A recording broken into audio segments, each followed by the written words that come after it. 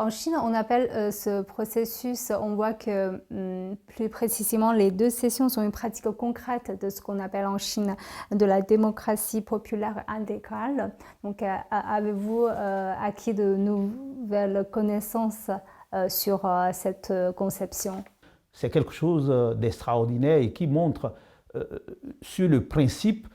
une grande avancée démocratique, contrairement à ce qui se dit sur la scène internationale, notamment par les médias occidentaux. Je pense que permettre à ce que, d'une part, des experts qui sont citoyens du pays, qui vivent le quotidien des populations dans les différents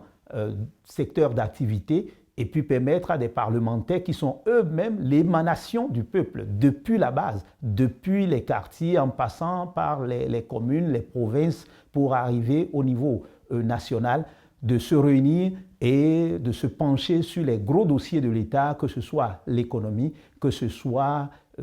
les innovations technologiques, la gouvernance de l'État, que ce soit la santé, la modernisation du pays, ainsi que les relations extérieures. Je pense que c'est quelque chose d'extraordinaire. Et là également, je pense que la Chine peut servir d'exemple parce que, bien évidemment, aujourd'hui, c'est un secret de polichinelle que quand on parle de démocratie, il n'y a pas qu'une seule démocratie et que la démocratie qui cherche à être une démocratie dominante, c'est-à-dire la démocratie occidentale, montre suffisamment ses limites. C'est juste un secret de polichinelle que de le dire.